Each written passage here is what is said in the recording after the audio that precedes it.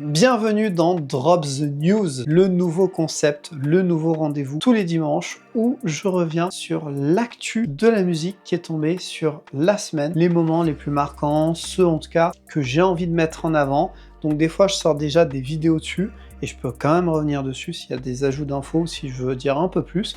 Et des fois c'est totalement des infos que j'ai même pas parlé, que ce soit en story ou dans des vidéos. Et on commence tout de suite avec la disparition d'une voix, parce que très certainement que tu ne l'as connu que notamment sur un titre, je pense.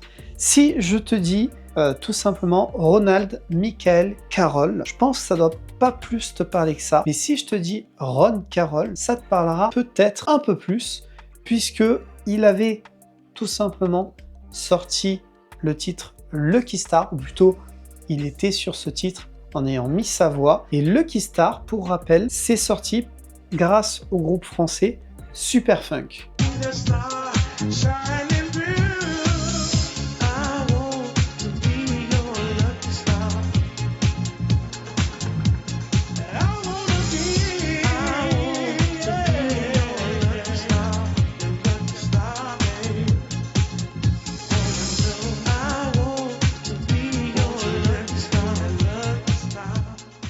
Ah là là, ça fait tellement plaisir d'écouter des titres comme ça. De suite, c'est un titre qui est sorti dans les années 2000, c'est un titre qui a été vendu à plus de 500 000 exemplaires, enfin c'est un titre qui a marché. Donc petite info quand même sur lui, il est né à Chicago en 1968. Il faut savoir qu'à la base, il a commencé dans le gospel en faisant les chœurs à son église.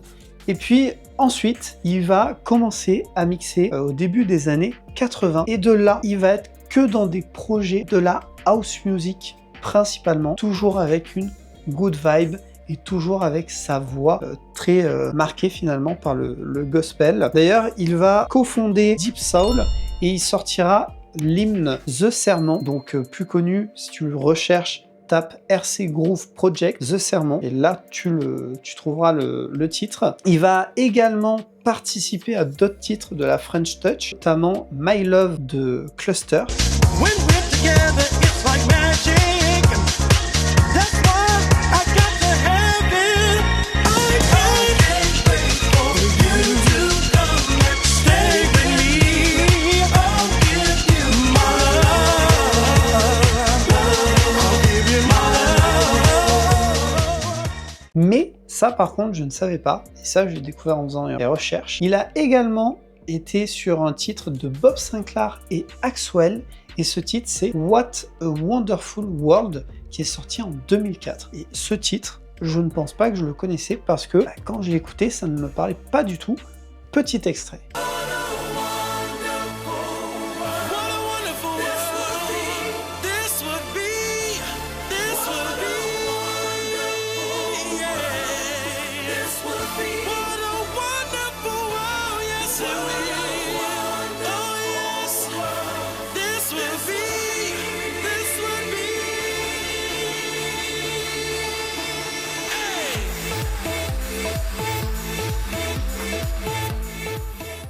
Voilà, dis-moi si tu connaissais, mais moi je ne connaissais pas du tout. En 2001, il lance son label Body Music Records, et il faut savoir que ça a été un DJ qui a mixé dans le monde entier. Ron Carroll est mort à l'âge de 57 ans, et il serait mort apparemment d'une crise cardiaque. Mais bon, c'est pas une info qui est forcément sûre, c'est juste des sources proches de l'artiste qui disent ça. Donc voilà. On passe maintenant à la seconde news. Et là, on va parler tech tout en restant dans la musique, puisque c'est une vente que je crois que j'avais parlé, alors peut-être pas dans une vidéo, peut-être en post ou en story, mais c'est confirmé visiblement, la vente de Sound Unite par Harman. Harman qui est une grosse entreprise qui fait du matériel audio, mais Harman appartient à Samsung. Les Buds notamment, c'est de la technologie Harman et ça appartient à Samsung. Donc ça n'est pas étonnant. Début d'année, donc il y avait une histoire comme quoi Samsung, par le biais de Harman, voulait racheter Sound Unite, et apparemment, voilà, c'est fait, c'est confirmé. Alors, Sound Unite, ça te parle peut-être pas, et si là j'en parle dans la news, c'est parce que il y a au moins une marque dans tout ça qui, je pense, va te parler. Il faut savoir que ça contient plusieurs marques Sound Unite. Dedans, il y a Wilkins, il y a Denon, Denon, qui fait notamment des platines DJ, et pas que. Il y a Marantz, Definitive Technology et Boston Acoustic. Donc les marques sans doute que tu connaîtras peut-être plus, c'est Wilkins, Denon et Boston Acoustic. Donc ça c'est pour le rachat, mais je te disais que Harman appartient à Samsung, mais Samsung contient également d'autres entreprises issues du monde de l'audio. Et dedans, il y a notamment JBL et AKG. Si tu achètes un casque ou un micro ou une enceinte de ces marques-là, eh bien dis-toi que ça va dans la poche de Samsung. Alors pour autant, et c'est le cas pour ce rachat-là de Sound Unite, c'est précisé que apparemment, ça sera apparemment ce qu'ils appellent une unité stratégique autonome, ce qui voudrait dire que les marques devraient conserver leur identité et leur liberté au niveau de la création et de ces objectifs. Après, ça sera à voir par la suite parce que forcément, il va sans doute y avoir des objectifs de renta derrière pour Harman / Samsung. On passe à la news suivante. Pour cette troisième news, je te laisse regarder ce petit extrait vidéo et on en reparle juste après.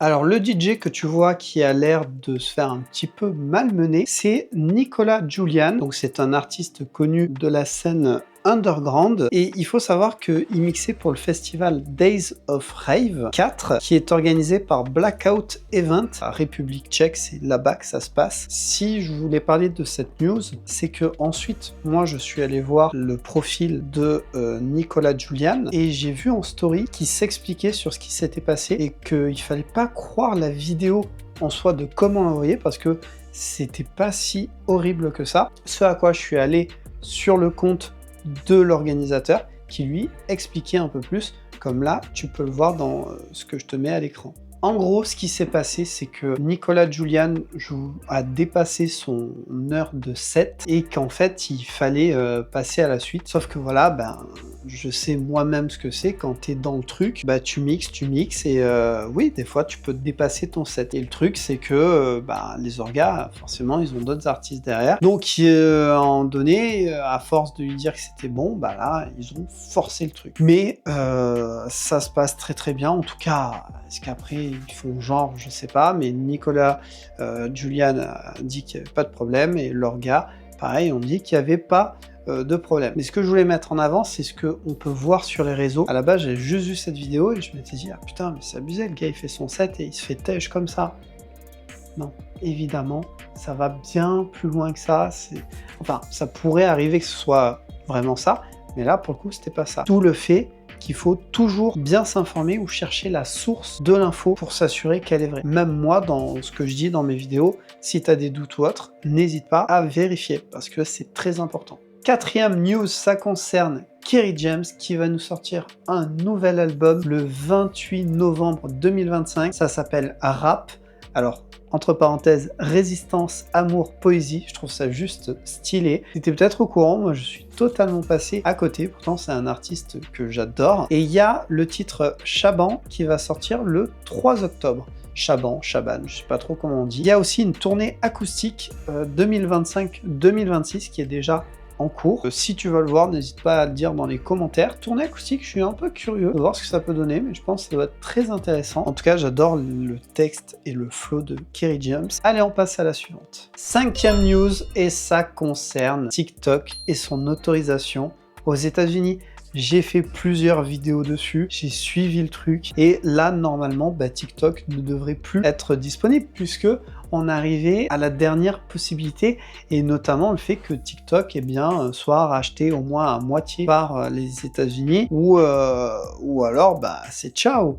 Donald Trump a signé un décret autorisant TikTok à rester aux États-Unis, répondant aux préoccupations de sécurité nationale, malgré une loi précédente exigeant la vente de l'application de ByteDance, puisque TikTok appartient à ByteDance. Donc l'accord en cours prévoit la création d'une co-entreprise américaine détenue majoritairement par des investisseurs américains, avec une participation minoritaire par ByteDance. Donc ça, jusqu'à présent, c'était l'accord qui était censé être respecté, ce qui n'est visiblement toujours pas le cas. L'algorithme de recommandation de TikTok, source de débat sur la sécurité, pourrait être recyclé avec des données américaines pour la version américaine de l'application. Ça pareil, c'était ce qui devait être, en tout cas c'était des pistes pour ça. Le cas, alors quand on dit recycler, ça pourrait être aussi un autre algo un peu différent. Des personnalités proches de Trump comme Larry Ellison et Rupert Murdoch pourraient exercer une influence politique sur la plateforme, soulevant des questions sur la neutralité. Les jeunes adultes et adolescents américains sont fortement dépendants de TikTok pour l'information, ce qui complique le tout. L'accord permettrait à la Chine de poursuivre les négociations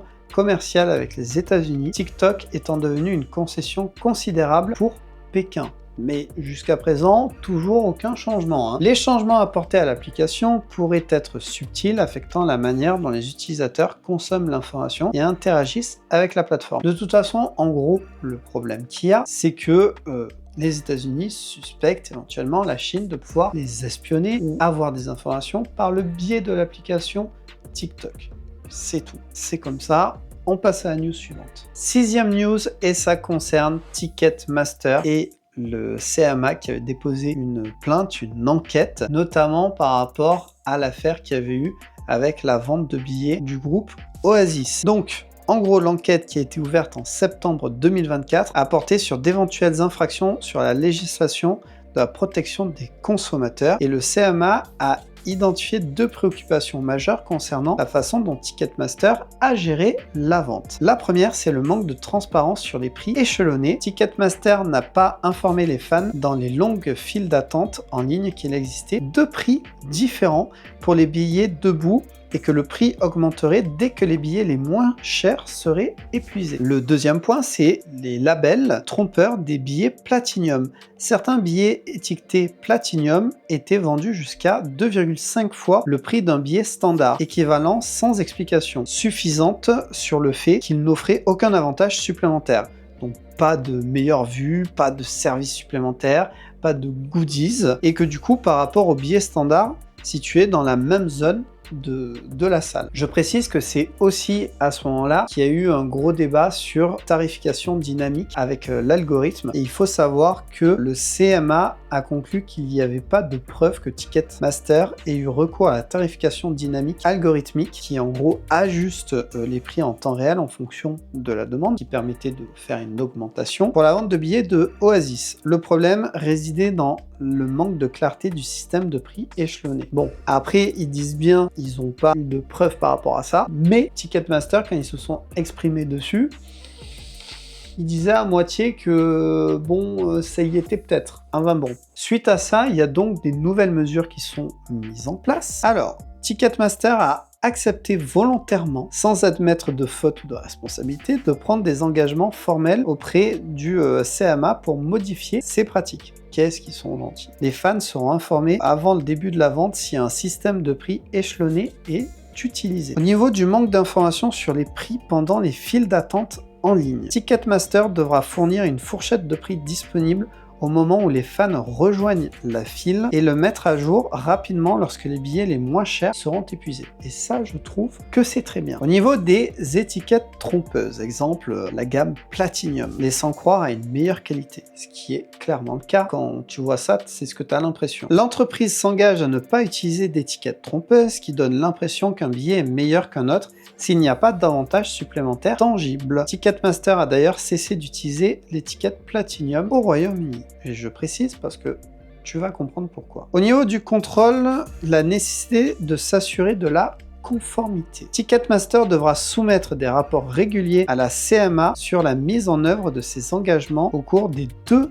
prochaines années. Donc là, ils vont quand même être bien contrôlés, tu vois. Le CMA précise que le non-respect de ces engagements pourrait entraîner des mesures d'exécution futures. Ces actions visent à garantir que les fans disposent d'informations claires et précises en amont et pendant le processus d'achat. Ce à quoi j'ajoute comme précision, ces nouvelles mesures ne concernent que le Royaume-Uni. Et oui, parce que le CMA, ça ne s'occupe que du Royaume-Uni, pas de l'Europe, pas de la France, pas des États-Unis. Donc oui, nous, on continuera encore à voir les packs Platinum, que j'ai toujours trouvé ça très très con.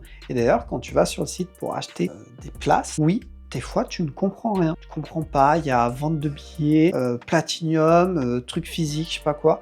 C'est n'importe quoi. Et ben voilà. Donc espérons que ces mesures soient également mises pour les autres pays, parce que je trouve que là, ce qui est mis en place, si c'est vraiment respecté, ben c'est très bien. News suivante. 7e news, on a parlé du rappeur 6ix9ine qui a encore une fois violé sa probation puisqu'il a admis avoir agressé un homme dans un centre commercial en Floride, marquant sa 3e violation en moins d'1 an. Et pourquoi avoir agressé ce bon monsieur, voyons? Tout simplement parce qu'apparemment cet homme aurait parlé de lui sur le fait qu'il a témoigné contre son ancien gang, ce qui est vrai pour le coup, et donc ça ne lui a pas plu. Voilà. Du coup, il faut savoir qu'il avait déjà bénéficié d'une clémence en échange justement de son témoignage contre son gang, et que maintenant il va être confronté à une nouvelle audience et une possible prolongation de sa période de probation, après avoir déjà été condamné pour d'autres violations. Donc vraiment là, faut se calmer, je pense, parce qu'à un moment donné, ils vont dire « bah frérot, c'est mort,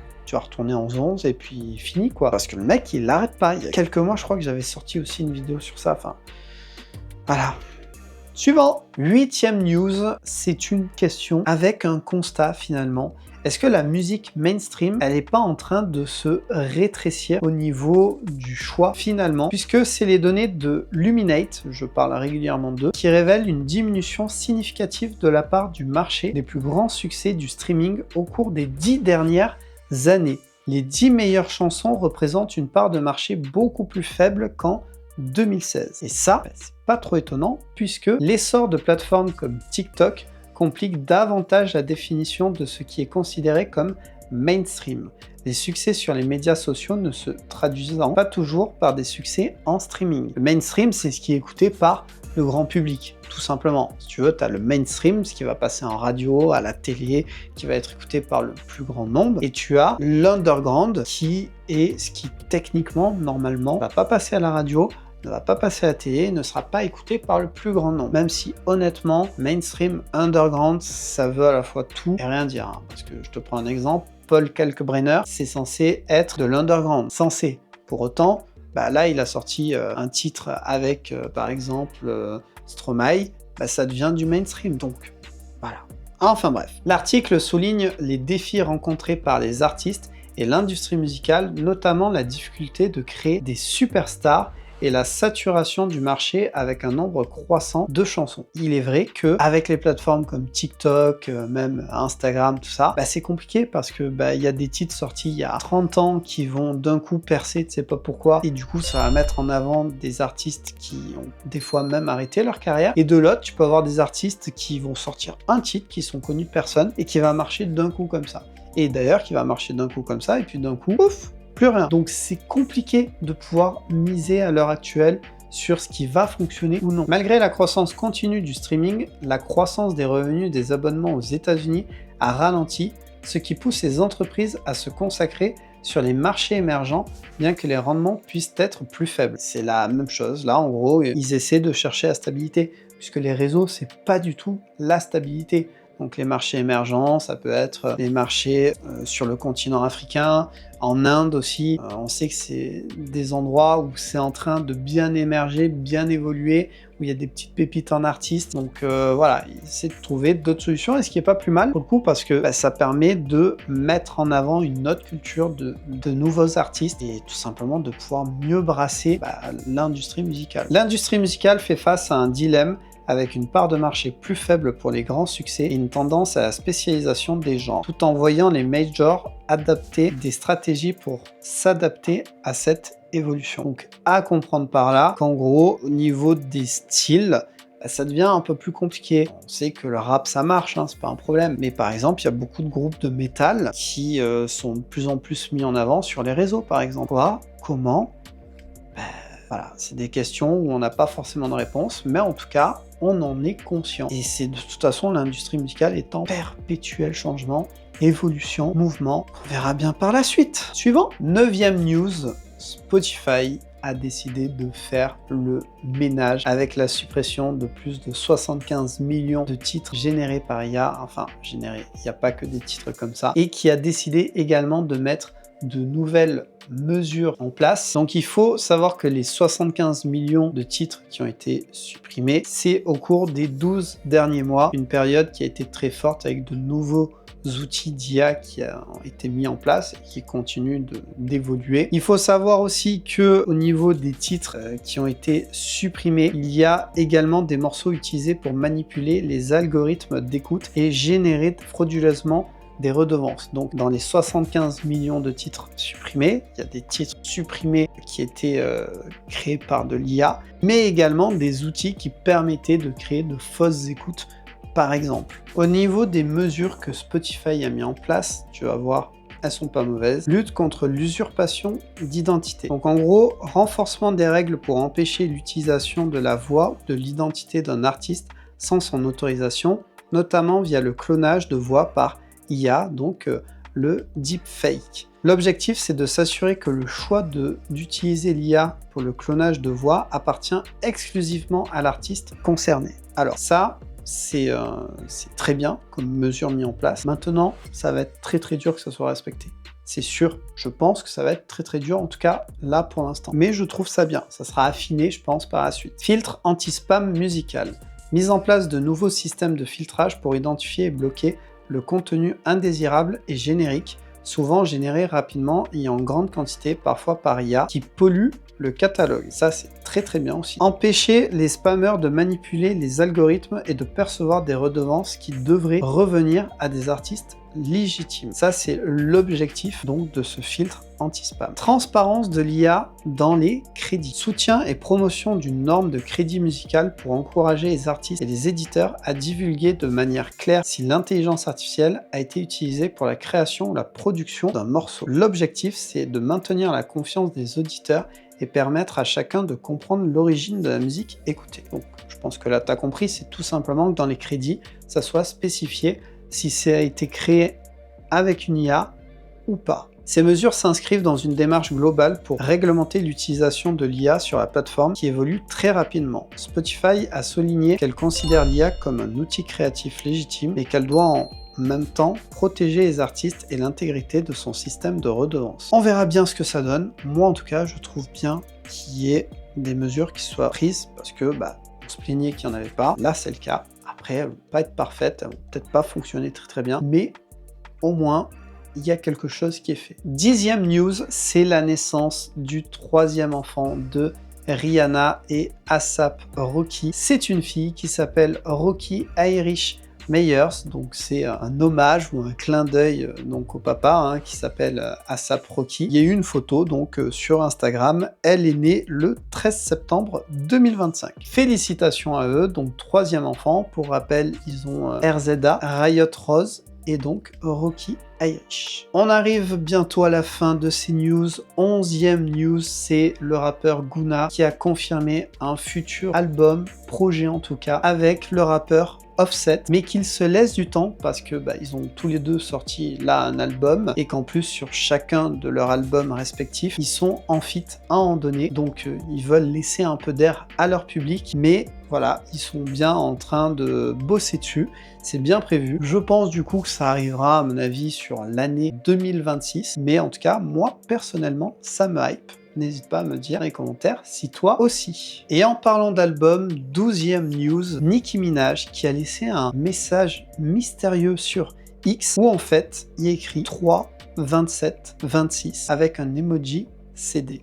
Donc pour nous, ça fait le 27/3/26. Visiblement, ça serait un album. Et visiblement, on a la date. Elle a pas dit plus, c'est mystérieux. On aura sans doute plus d'informations par la suite. Je suivrai ça et je te tiendrai au courant. On reste dans les albums, puisque là, je vais parler du dernier album de Mariah Carey, Her For It's All, qui est vraiment un album top. Ça la reflète totalement. Elle revient 7 ans après son dernier album qui s'appelait Caution. C'est son 16e album. Dessus, elle a en feat la nouvelle génération avec, je dirais, l'ancienne génération. C'est un album très agréable, très technique, vocalement, et ça fait plaisir. J'avais sorti une petite vidéo où je parlais de ça, justement. C'est un album où tous les titres sont classés, ce qui n'est pas étonnant. La diva est à nouveau en place, et c'est ce que ça signifie. Qui dit nouvel album, dit par la suite tournée. Ce sera sans doute la guerre pour avoir des places. Et j'imagine pas le prix. Mais voilà, ça sera annoncé prochainement, je pense. Dis-moi dans les commentaires ce que tu as pensé de cet album. Moi, en tout cas, je le valide. Et pour la dernière news, on finit encore avec un album, celui de Doja Cat, qui s'appelle V. Cet album, c'est une pépitasse. C'est un banger. J'ai encore pris plus de plaisir à l'écouter que celui de Mariah Carey. Alors, c'est pas du tout pareil, mais Mariah Carey, en soi, j'aime tous les titres qu'elle a sortis, mais Doja Cat, c'est banger. En plus, son album, il s'appelle V. Clairement, cet album, c'est un genre d'hommage un peu à la langue française, puisqu'il y a plusieurs titres, notamment Happy. Si tu écoutes bien, elle pose en français. Il y a aussi le titre qui s'appelle Amen, qui a un clin d'œil direct à K2000, la série des années 80. J'ai sorti une vidéo sur ça. Vraiment, c'est son 5e album et il est top. Il est vraiment top. En plus, il y a des fois, tu avais l'impression qu'elle était en feat avec quelqu'un et en fait, c'était elle qui jouait avec sa voix, tout ça. Enfin, non, je voulais vraiment le mettre en avant parce que banger. D'ailleurs, tous ces titres sont aussi classés. Je l'avais dit que ça serait sans doute le cas, et c'est le cas. Donc bravo, super beau travail. Pareil, qui dit album, dit sans doute par la suite une tournée. Donc on verra bien. Mais moi j'ai kiffé, donc pareil, dis-moi dans les commentaires si t'as kiffé l'album, quoi. Voilà, je suis arrivé au bout des news. Encore une fois, j'aurais pu en mettre encore plein d'autres. Mais là, ça fait déjà pas mal. Là, il y en avait en plus vraiment pas mal en soi. Certaines que j'ai rajoutées un peu à la dernière minute où je me suis dit, ah oui, putain, j'ai pas parlé de ça. Enfin, voilà. N'hésite pas à me dire, pareil, ce que tu penses de chacune de ces news. Si même toi, il y a des news que j'ai pas dit, tu peux les mettre en commentaire. Ce sera toujours utile. Pareil, si tu découvres le concept, à me dire ce que t'en penses. Le but, c'est que chaque dimanche, voilà, je parle un peu des news, tout ça. Normalement, je dois mettre ou un artiste ou un projet en avant. Là, c'est, on va dire, l'album de Mariah Carey, de Doja Cat que je mets en avant. Voilà. D'ailleurs, si tu es artiste ou que tu connais un artiste, ton frère, ta sœur, ton copain, bref, n'hésite pas, tu peux me contacter sur Insta. Puis, écoute, je le mettrai peut-être en avant. Why not dans une vidéo. Merci en tout cas d'avoir regardé la vidéo. On se retrouve dans une prochaine vidéo. En attendant, kiffe. Profite bien, écoute des albums, parce que là, il y a vraiment de très bonnes choses. Il y a Young Thug aussi qui a sorti un album, j'aurais pu parler de lui. Enfin bref, voilà, on se retrouve dans une prochaine vidéo, t'as du choix. Et en attendant, sois créatif.